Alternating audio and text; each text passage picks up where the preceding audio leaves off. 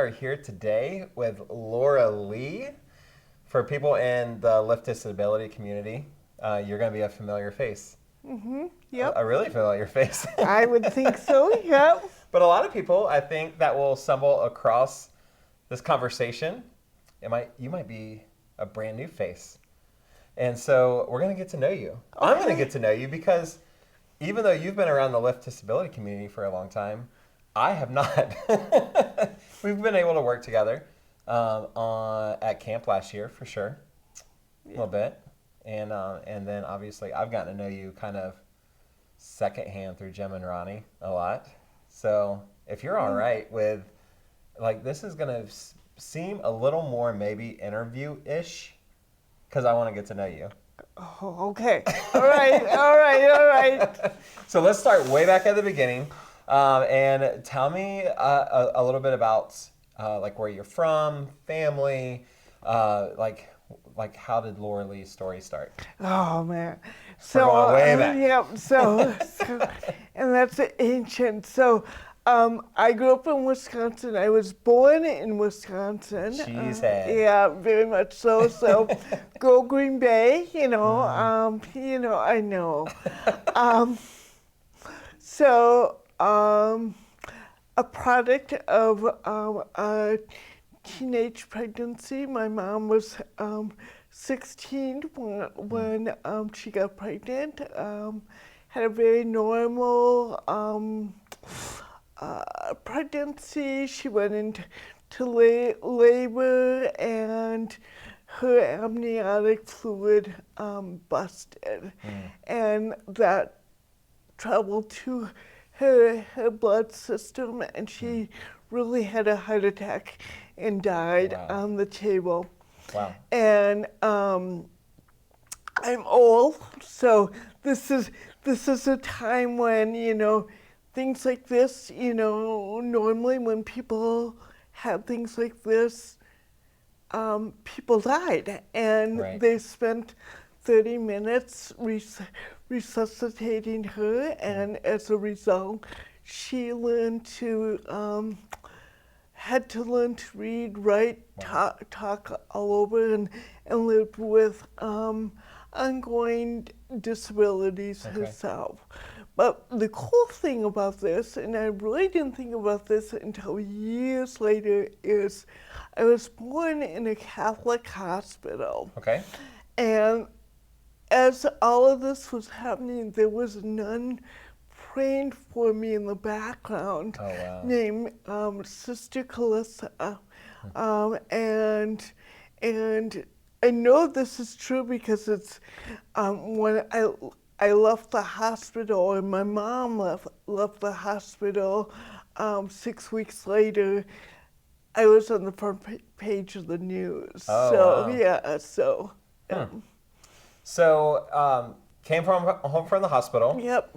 Mom is now has a disability. Mm-hmm. You were born with a disability because of the complications. So what were you born with? I was born with cerebral palsy. Okay. And in my case, I'm so very fortunate in that it does affect all four of my limbs. Okay. So there's weakness in both of my legs, and there's a whole lot of spasticity that happens with my hands, and my fine motor coordination is not good. Okay. And obviously, I kind of talk funny. I like the way you talk. Thank you. Well, thank you. What are some, one of the things we try to do in these videos is they're educational. And so I know there's every disability, it can have the same name, but from one person to the next, it can be drastically different. But what are some of the common characteristics with a person with cerebral palsy that you might experience from one person to the next? So even the characteristics are not going to be the same. Because cerebral, which means brain, so it really depends on what part of the brain was affected and just how severe the damage to the brain is.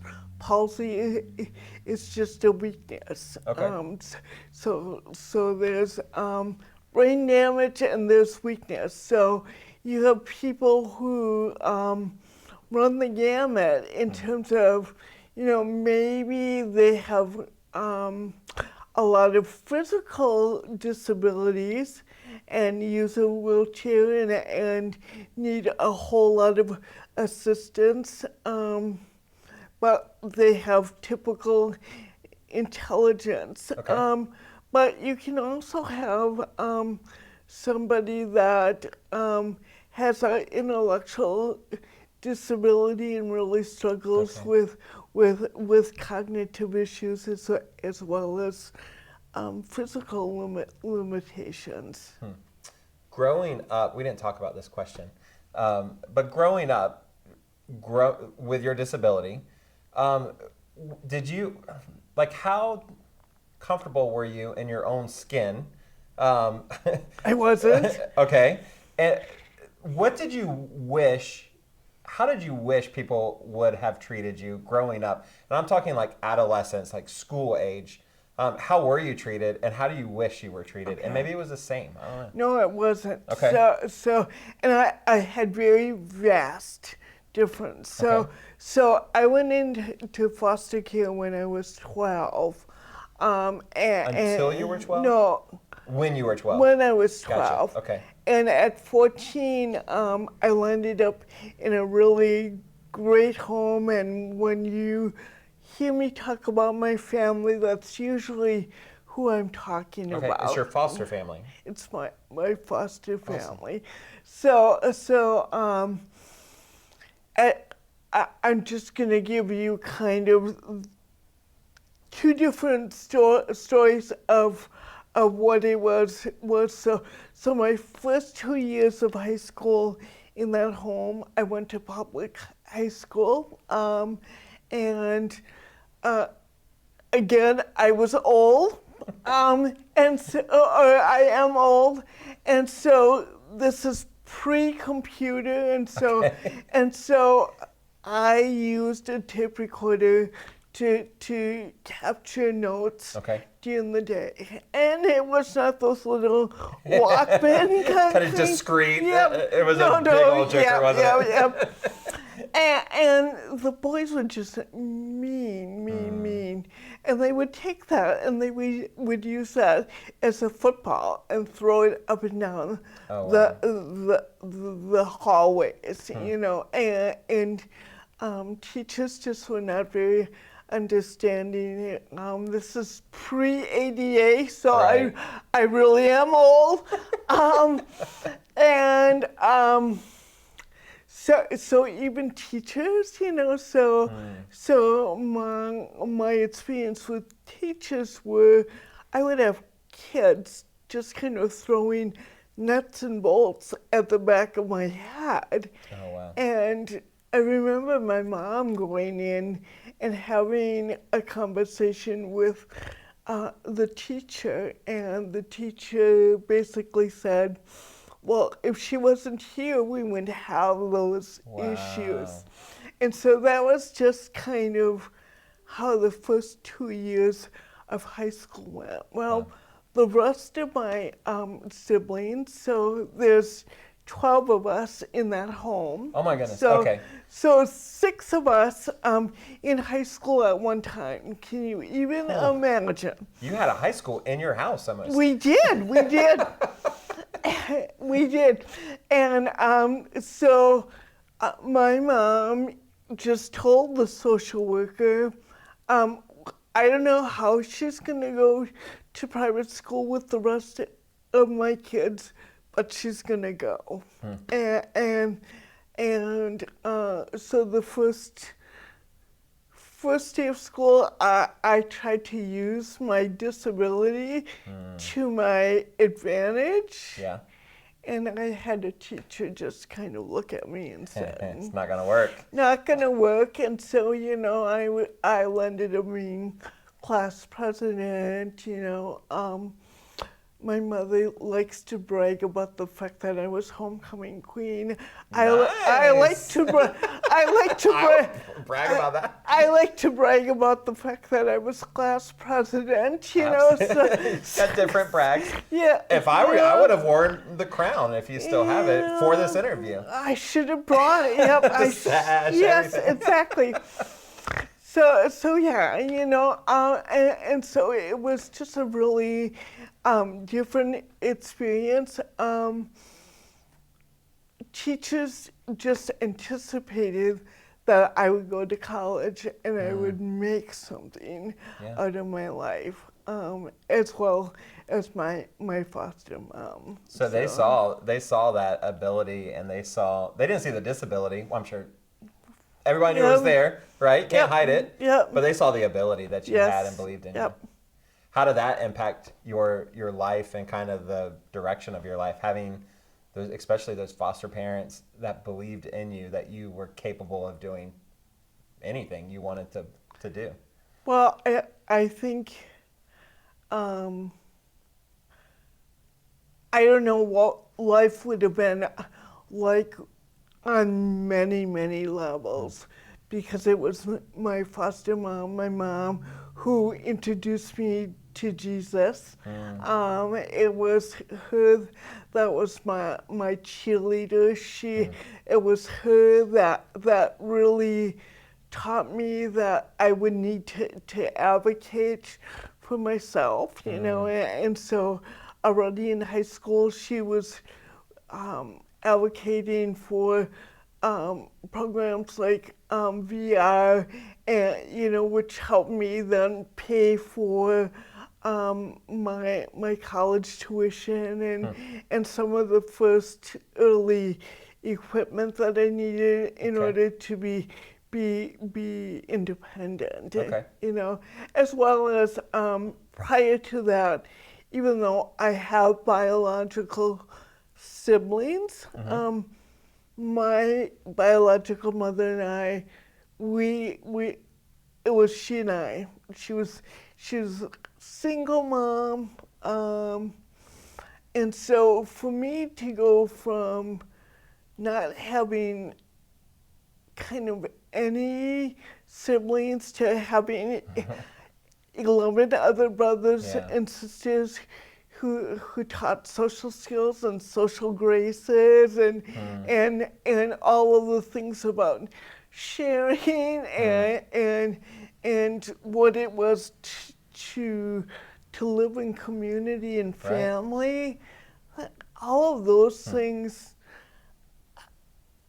I learned, you know, later in my high school years, you know, so. So you said that it was your foster mom that actually introduced you to Jesus. Can we talk about like your faith journey? Sure. So was that something that like she introduced you to Jesus, you accepted that, and you've been living for the Lord your whole life since then? Like what's your faith journey? No.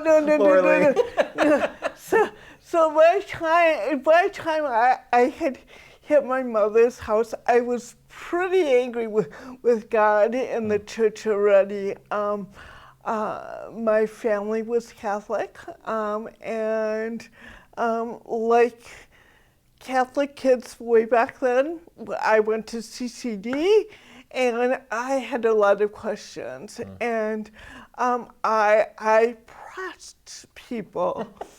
Imagine that. Yeah, way back then. Yeah, way back then. And I got kicked out of CCD class. Good for you. Wow. Feisty. Yeah, but my mom has so much, you know, even at 83, she still has so much grace and so much patience. And I really wanted to be like her. And so, whatever she did, I wanted to emulate. And so I made a commitment to Christ while I was in high school, and I think I missed a really big piece in teaching in that. I don't think I really understood grace. my mom by nature is just one of those really nice black and white thinkers, you know, and there isn't a lot of gray. I love the gray. love the gray. And it drives a lot of people nuts, but I'm really quite happy there. It's your happy place. Yes.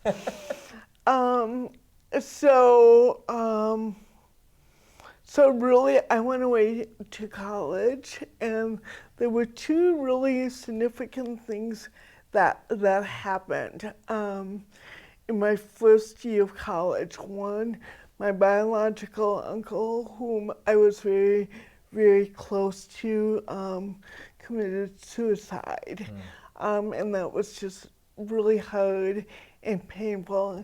And the other thing is, her first husband walked out on her with 10 children living at home yet. And in my little mind, Christian parents didn't get divorced. And I just felt like God was cruel, but, you know, I didn't want to walk this journey. And so really for the next decade, it's really a lost decade. Wow. So I really walked away from faith. Okay. But you didn't stay there. Nope. There was a decade. I'm sure you wish that you could have that decade back. But God's a God that redeems even those lost years, right? Yeah. So you got back on track, right? Mm-hmm. So tell me, like, how did that happen? Like, was there this revival? Like what happened? No. So it's really the key to why I do the ministry I do. So I started working for a local agency here in Central Florida. And I had these two guys, Bobby and Arthur, who have intellectual disabilities, and they lived in their own apartments, and it was my job to kind of help them out. Okay. and support them. Well, nice. they were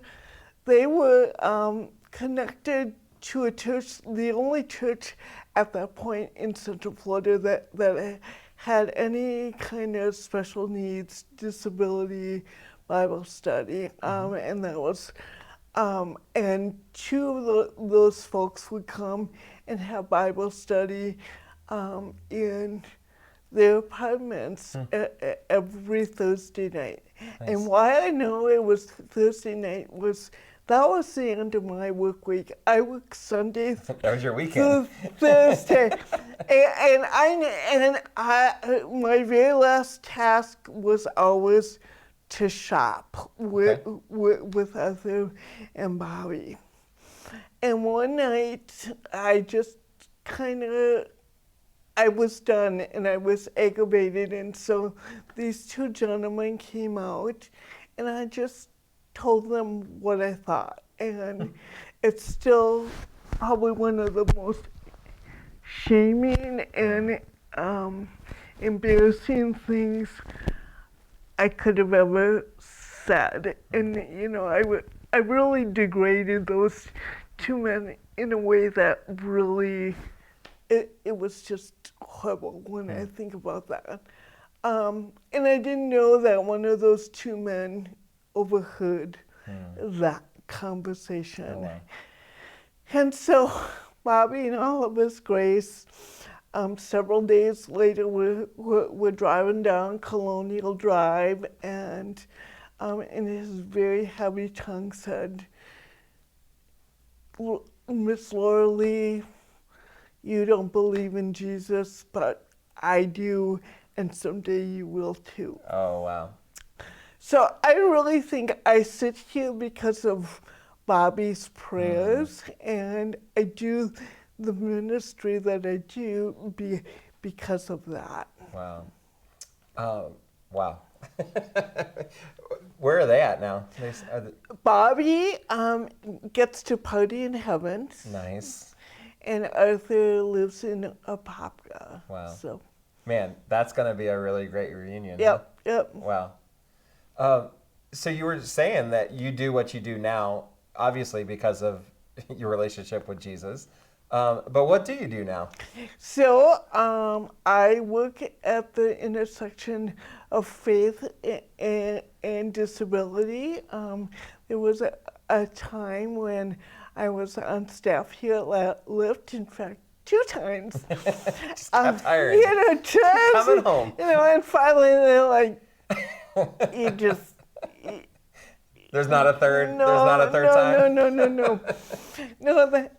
And so I actually live in northeast Wisconsin, and I work for an organization called Camp Daniel, Okay. and so camping is still in my blood. Will probably always be in my blood, but I kind of get to do everything that that is kind of. I do some camp stuff, but my real main focus is really building community and relationship in Green Bay year round, with a whole lot of passion of developing folks for leadership, and so I spend a lot of time thinking leadership and teaching leadership. One of the things that I know you're really passionate about, and you've worked in this area, is church and connecting churches to serve families that have been impacted by a disability. And that's obviously a world that Lift Disability is very much in. And we've been having lots of conversations on how the church really can best serve families. And I know like these are conversations like we could probably spend a couple hours. That would be a long video, right? Yep. But are there some key ingredients that you really believe that a church can do to serve families that have been impacted by a disability? And if so, what could a church do to do better? Because there's a lot, and I know that's a big question. Sure, and I think the simplest thing is almost what a church should do for anyone who walks through the doors, and that is, how can I best help you? How can I best serve you? Everyone comes in at a different space, and so as followers of Jesus, it just makes sense to be servants to whoever comes through the doors. And so that kind of would be the first place where we could begin to level the playing field, right? So once a family kind of says, here's what we're at, this is what we need, then you can begin to devise a plan and connect people within a congregation. That's really good. That requires first community, relationship. Yep. What are your needs? Like having real conversations. But what it doesn't require is for a church to have a special needs ministry or a Right. like it doesn't always require that. Sometimes it's, man, I love to sing. Or like, oh, we have a choir. Yes. Come be a part of our choir. It's not a disability choir. It's just a choir. Correct. And but that doesn't really happen without that relationship and churches making that effort to really get to know people. Is there any other steps? I don't know that this kind of took a detour. Yeah. But I know your heart for churches to do better. Yep. And so I couldn't talk to you and not talk about that. Right. Is there any other steps? Well, I could talk steps, but really, get to know people. Yeah, and serve them. Love them. Yeah, service and love. Yeah. Let's be Jesus. Yeah. Before I let you go, there's a lot of families that will watch this video that have known you for years and years. And then, like I said, there's going to be some new families. We don't just want these to be educational videos. We want them to be encouraging as well. So is there any, like a word of encouragement that you would say to the families that you've served, even with Lyft, but also maybe some families that you haven't even met yet, some of our newer families? What would you say to encourage them in their journey? I would say that God always has your back. No matter how hard it is. There's 3 things that we talk about at camp all the time, at Camp Daniel, and that is God loves you, God made you, God has a plan. You may not understand what that plan is, and that plan may be really uncomfortable, but He has you. And if you're listening to this video, there's a community that wants to do that journey with you. It's really good.